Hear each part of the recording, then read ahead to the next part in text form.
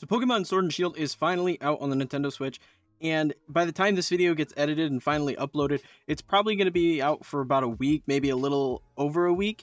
And there's so much controversy surrounding this game. There seems to be tons of people that love it, and there's also a ton of people that hate it. The fan base seems pretty split down the middle in terms of this game.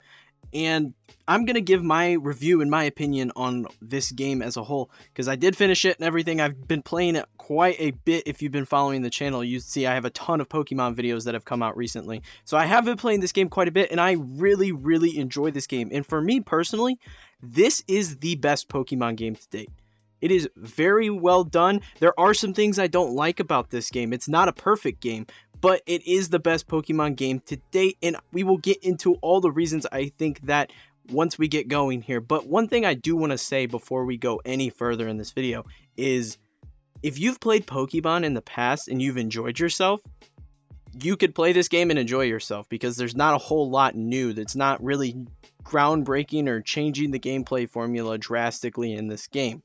It's Pokemon. It feels like every other Pokemon game has for the last 20 years. Now let's just get into everything that this game has to offer, because there's a lot to talk about. I've got my notes here on my phone because there's so much stuff to talk about, and I really need to help myself stay on track because I could ramble forever. So first we're going to talk about the story in Pokemon Sword and Shield, and honestly it's a very typical Pokemon story. You're a young trainer, you get your first Pokemon, you battle the 8 gyms and take on the Pokemon League, and you become the champion. It's been the same for about 20 years now, so there's nothing new to really expect here. There are some different elements to the story which I did enjoy, and we'll talk about that some more here. Not a lot of the characters are very memorable. There are some characters that were pretty cool throughout the story. I really did like the champion, Leon. He was very cool, and it was really awesome finally getting to that battle with him, because he had been around so much in the story that it really built up this anticipation for his battle. And the end of the game, honestly, the final battle with the main villain of this game, I really enjoyed. I really enjoyed the final battle with the evil group in this game, because it wasn't the typical evil group. Like, it had nothing to do with the trademark evil team of this generation, Team Yell. They were not really the problem in this game, and that's what I really liked, and we'll talk about Team Yell a little bit later. But it was just really cool how they kind of strayed away from the typical formula where there's an evil team and you battle them and they're trying to get the legendary, where in this game they went a completely separate direction, and I actually much preferred this. It was very cool and much better story than just kind of repeating the same old, same old. But moving on, there's a ton of new stuff in terms of what is in Pokemon Sword and Shield, and we're going to start with the first big one, the wild area, and this is my absolute favorite part of the game. This is so freaking cool. I love the wild area. And what the wild area is, it's a big open world area where Pokemon are running all about, and there's raid battles and a whole bunch of stuff going on. So you can actually see Pokemon running around in the wild area. And there's not only overworld encounters like there were in Pokemon Let's Go Pikachu and Let's Go Eevee, there's also random encounters, which I think is really cool because the overworld Pokemon make the game feel alive. It makes it feel like it's an actual living, breathing world with living, breathing creatures. But the random encounters are cool because there are certain Pokemon that are only catchable through random encounters. So there's a need for both, and I think it's a good thing because people were kind of split. Some people really liked the overworld encounters, and that I was one of those people. I really enjoyed being able to see what Pokemon I was going to battle in Let's Go Eevee and Let's Go Pikachu, but then a lot of people did enjoy the random encounters. So now it's the best of both worlds here. You get both. On top of all the overworld Pokemon, there are the rare overworld Pokemon, which are typically much, much stronger than your actual party until you beat the game.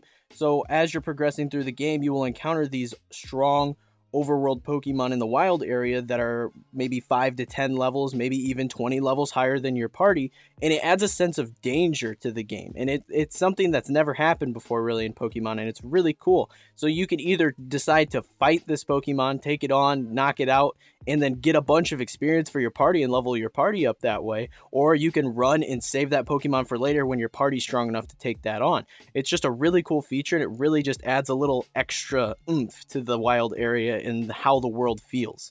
And it's nice because you'd think that this would be overpowered because you'd be able to weaken the Pokemon and capture it, but actually you are unable to catch a lot of these stronger Pokemon until you achieve a certain number of gym badges. Like in previous games, how certain Pokemon would not cooperate if traded at a level too high. It's the same thing where if you get a certain gym badge, you're able to catch a Pokemon of a certain level now. So it's just nice that they kind of cap that so you can't just kind of steamroll through the game by catching these overpowered Pokemon. And on the subject of gyms, gyms are back, which I am honestly very happy about. It's not that I didn't like the trial system in Pokemon Sun and Moon. I just really like how they've done gyms in the Galar region here in Pokemon Sword and Shield. And the reason I like them so much is because gyms are more like sports in the Galar region, where you have to get sponsored to join the gym challenge. And the gym battles take place in large stadiums where there's crowds watching and the crowd cheers based on what's happening during the battle. And it's just a really cool feeling. It's a really cool sensation you get battling in these gyms and seeing how the crowd reacts. And the gyms in this feel like a combination of the trial system, honestly, because there's a little gym challenge you have to do at the start before you battle the gym leader, and it usually contains a puzzle or something weird like hurting Wooloo, and it feels like the trials that you had to do in Sun and Moon that then end in a gym battle, which I think is very cool. I liked a lot of the puzzles and stuff that you had to do for these gym challenges. It just added a little mix up to the game, and it was just fun. And like I said, the crowd cheering and just roaring based on how you're doing in the battle is just a really cool thing. The music was really well done for the gym battles. It really added to the intense atmosphere that the crowd provided. And the Dynamaxing is so cool. And that's one of the only times you can Dynamax is in gym battles, which was just a really cool thing. So Dynamaxing is the new gimmick of Pokemon Sword and Shield. It's basically like the Mega Evolution or the Z move of this generation. And honestly, that's all I thought Dynamaxing was going to be. I really just thought it was just going to be a gimmick to get people interested in what is going on. And basically, it makes your Pokemon big in battle. It makes them grow to a large size, and it gives them like 3 turns of Z move like abilities. And like I said, I thought this was just going to be very gimmicky and it wasn't going to be something I was overly interested in. But honestly, the more I did it, it felt very cool. In the past with things like this, you were able to do it like every battle. Like you could Mega Evolve every time you had a battle. But with Dynamaxing, it's only under certain conditions. So it's really cool. It feels a lot more meaningful. And there's also Pokemon that can Gigantamax. And Gigantamaxing is when a Pokemon takes on a different form when it Dynamaxes. And it just adds a whole other element to it. It also, the stats are different based on if you Dynamax a Pokemon or Gigantamax Pokemon. So it adds another layer of strategy to the game. And it's just really cool to see. And the Gigantamaxing adds another element to Pokemon Sword and Shield because you can only obtain them either through events like the Mystery Gift Meowth that you get right now, or through max raid battles, which are another new feature in Pokemon Sword and Shield. So what max raids are they're these little pedestals out in the wild area that we talked about earlier, and they have beams that shoot out of them when you can activate them. And when you activate them, you will encounter a random wild Dynamax or Gigantamax Pokemon that is very powerful. And you can do this either solo or you can take these on with friends, and it's just very fun. I had such a blast doing the max raid battles. They are a really fun addition to the game, especially because of the multiplayer aspect. You can turn on online and be able to actually see other players in the wild area while you're exploring, but also work with other players to take on these max raid battles, which is just really cool. And they give really good rewards. You can get experience candies to level up your party a large amount. Like, it's insane how fast you can level up teams with the experience candies you get from doing these raid battles.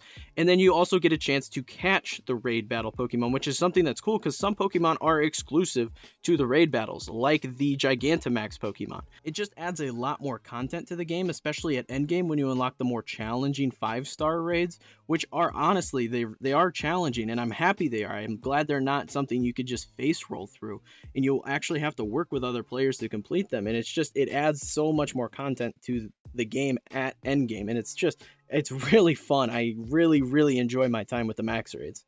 And then there are all the things like the quality of life improvements, like you get experience for every Pokemon you catch now, and all experience is shared across your party, which I really like. I hated the experience share. I'm really glad all my Pokemon just level up together now. It saves a ton of time, and you can access your Pokemon boxes from anywhere in the world, so you can swap out your party as you see fit, which is just really nice. And like I mentioned, there is a lot of online features here, and I really enjoy that. Like I said, the wild area, you can turn on online and see other players running and exploring the wild area, which is something that's really cool. And you can do max raids with other people, and I really enjoy that.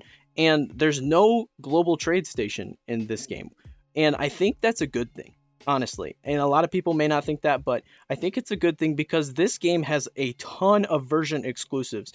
And because of the raid battles and people's want to complete the Pokedex, you're going to have to work and make friends and just kind of work as a team to get the raid battles done or complete the Pokedex through trading because there's no global trade station. So it feels more like an experience with others than just a solo experience like Pokemon has so many times in the past. But now let's move on to the more controversial topics that are involved in Pokemon Sword and Shield, because there are quite a bit.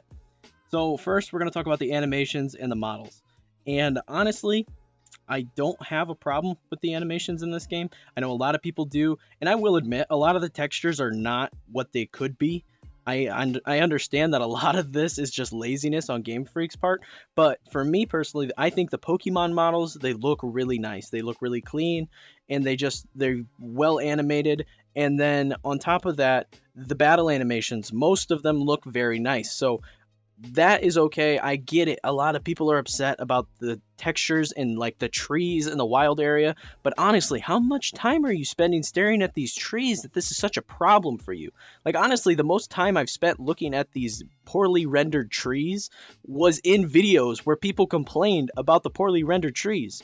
Like I haven't paid any attention to that. Like I'm here to play Pokemon and catch Pokemon, which are well animated, so I don't see what a lot of the problem is. And most of the map looks nice. Like for the most part, the game looks very nice in the overworld. So I can handle a couple of poorly rendered rocks or trees. I get it. But some people are gonna throw a fit over it. And I get it is just laziness on Game Freak's part, but it's not something worth getting as upset over as I think a lot of people are. It is worth voicing your opinion over. I just don't think it's worth getting as outraged as people are. And then moving on, we have the national decks. And honestly, I am not upset that this is gone. I know a lot of people are, and I think it's justified because there are a ton of Pokemon that people have just latched onto over the years and that have stories behind them that they wanted to bring over into the newest generation. And I totally get that. But for me personally, I've never completed a national dex ever, even in the older games where the dex was much, much smaller. So this game having 400 base Pokemon in the Pokedex, this is a much more obtainable goal for someone like me who doesn't normally complete the dex. So it's just, for me personally, I'm fine with having less Pokemon. It means I can get my shiny charm much, much easier, and it just means that these Pokemon in this game mean a whole lot more because there aren't other options out there. It's not like I'm gonna play and catch all these Pokemon and train all these Pokemon, just be like, flick you away, box you, and then transfer all my old teams over. Like, I'm really not upset by this. Then there are a couple other things I didn't really talk about yet, and like character customization is back, but we've had that since Generation 7, so it's not that big a deal. In the camping aspect in the wild area where you can set your camp down and play with your Pokemon and make curry on rice, I haven't even touched. I haven't done it yet, so it's not something I can really talk about. It's just not something that really interested me, so I haven't done it. Now we can move on to the cons with this game, because like I said, this game is not perfect by any means. So the first con, there's no real difficulty in the story at all. Like it's a normal Pokemon game. It's going to be pretty easy to just breeze through. And some people will see that as a pro. I personally, I'd like a little more challenge out of the game. So I see it as a con. Another thing is the main team that you fight against, like Team Rocket in other games, they suck in this game. Team Yell is the worst thing to ever happen to Pokemon in forms of an evil team. I don't know if it's supposed to be a joke because, like I said earlier, the gyms are more like sports, so you get sponsored, and Team Yell is basically just like a fan club for one of the gym challengers in the game. So I don't know if it's like a joke on fanboys or something, but they suck. They're just annoying and they're a nuisance, and I don't like them. Other problems are things like the wild area lags when you connect online and you see other players running around. It's not all the time that it lags, but it is noticeable when it does drop in frames, so it can be a little frustrating. And then another thing with the wild area is it can be difficult to get into raid groups to do these max raid battles, which can be frustrating, especially if there's a cool one up that you don't have done yet. But that is all I have in terms of cons. Let's move on to where the best place to play Pokemon Sword and Shield is. And I have played it on both, obviously. I've played it on my Nintendo Switch Lite. That is where I played the entire game. I played through my entire Pokemon Shield version on my Switch Lite, and I've been playing my Sword version on my normal Nintendo Switch. And honestly, it looks good on either system. I haven't had any problems with the way it looks on either system. However, I think I'm just biased towards handheld because Pokemon's been handheld for the last 20 years, and that's where I've always played Pokemon. So I really enjoy playing it handheld. It is cool playing it docked on the TV, but I have noticed there are an increase in frame drops when you're playing docked, so that is why I'm going to give it to playing handheld. If you're going to play this game, I personally would recommend playing it handheld. Overall, this is a great game. I do not think it is the game of the year for the Nintendo Switch. And I'm going to put a lot more hours into it regardless of that because it's Pokemon and it's so much fun. And honestly, not a lot has changed in terms of the way you play Pokemon. It's still turn-based. There's not a whole lot new going on here aside from like the Dynamaxing, the Wild area, and the Max Raid battles. But honestly, it's enough to keep this game fresh and feeling new that I'm just excited to keep playing. I love playing this Pokemon game, and it has me excited for future Pokemon entries. It's just a very well done game, and like I said at the start of the video, I really do believe that this is the best Pokemon game to date. I have played all the other Pokemon games that have come out, and I firmly believe that this is the best one. But that pretty much covers everything I wanted to talk about in terms of Pokemon Sword and Shield for this review. If you guys liked this video and found it to be entertaining, be sure to leave a like and smash that subscribe button for more videos like this in the future. Be sure to share the video with your friends. Let's grow this community we got going on here. And if you have not yet, check out my podcast that I try to get a new video up on every week with my buddy Nag. We sit and we talk about video games and video game news and stuff like that. It's just a good time. It's really therapeutic to sit and just shoot the shit with my buddy about video games.